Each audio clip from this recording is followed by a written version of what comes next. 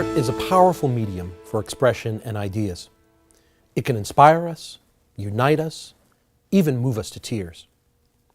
Few creators are more in tune with art as a mechanism for change as my guest today, Dana Tysoon Burgess, chair of the Department of Theater and Dance at GW, and a renowned choreographer that the Washington Post described as perhaps the poet laureate of Washington dance.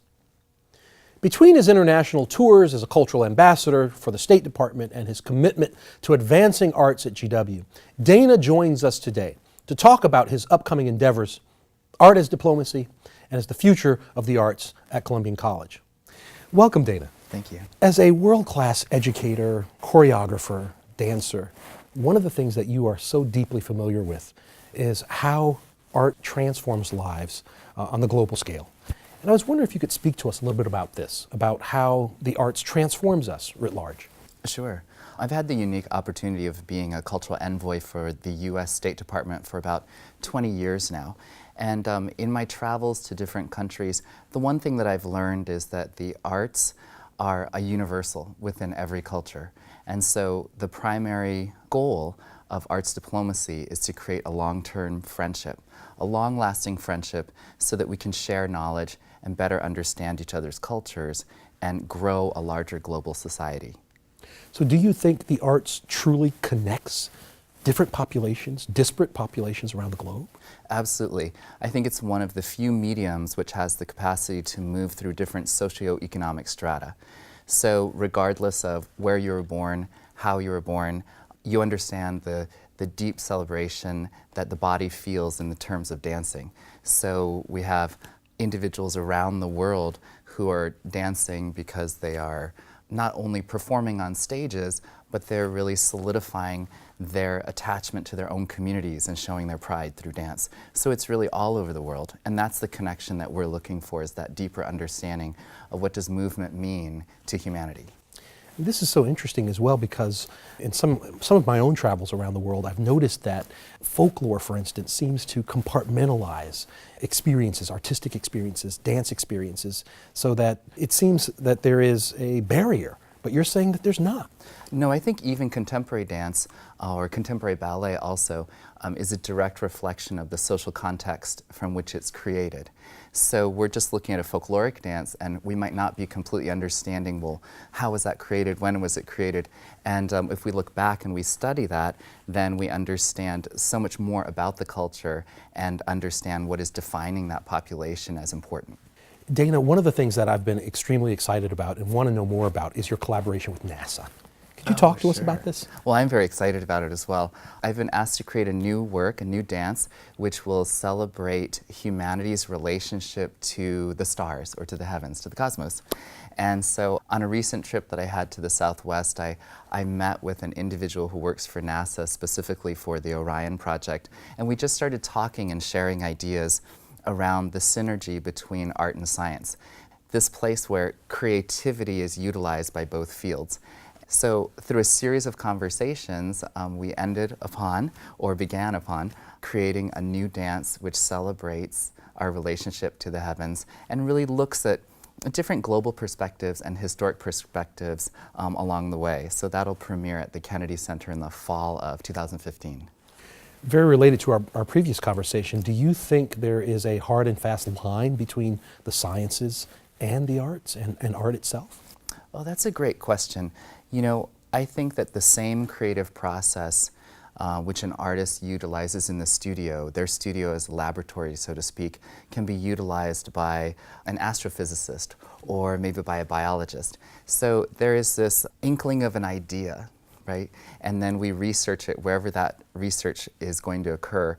And then there's this leap of faith, this moment of creativity, of inspiration that leads us to discovery. Whether that's discovery of a new piece of choreography which makes it to stage and moves an audience, or whether that's a new patented medical device, for instance, which then makes it to community and changes lives as well. But creativity is core, it's that bridge or nexus point between art and science. Dana, that's fantastic. And I'd like to move just a little bit to talk about GW and our experiences and our student experiences here.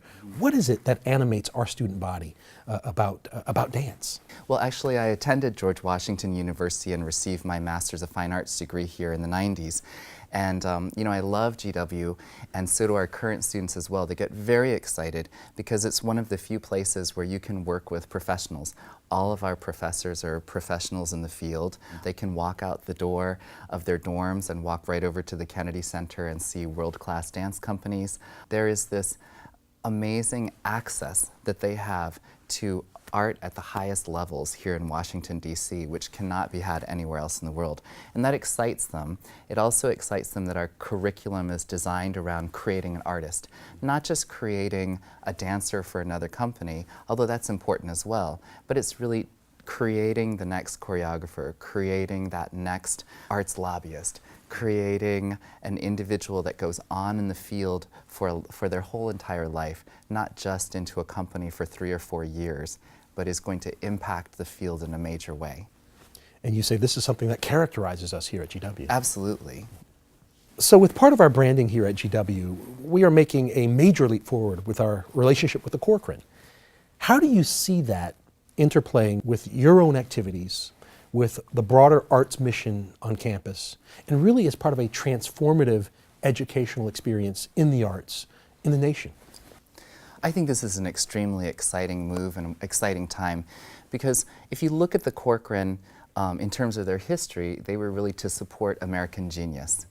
And George Washington's goal is to, of course, support that genius student, all of our students, to really reach their full potential. So that synergy is just perfect in order to create and establish the best arts school, arts department in the nation's capital, and really potentially in the nation.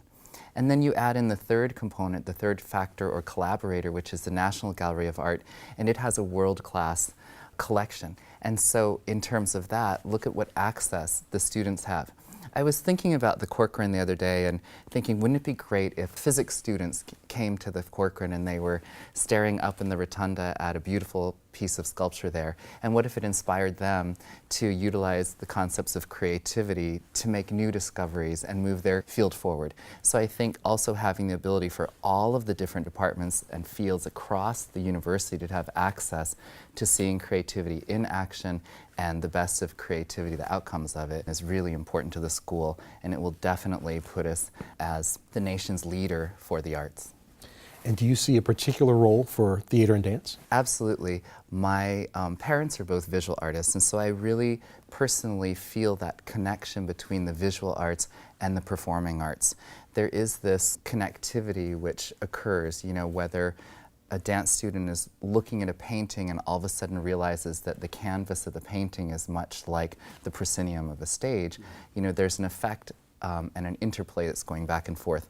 So we're very excited about the potential of all of these different departments, whether it's the plastique, the visual, the performing arts, having opportunities to collaborate even further to create wonderful pieces of art and also learning opportunities for our students. Dana, thank you so much for sharing your vision for the arts with us today. I am a great admirer of all of that you do, all of your work that you've done in the city, everything that you've done internationally. It's just a true joy to have you here today and really have our audience get the chance to know you better. Thank you so much.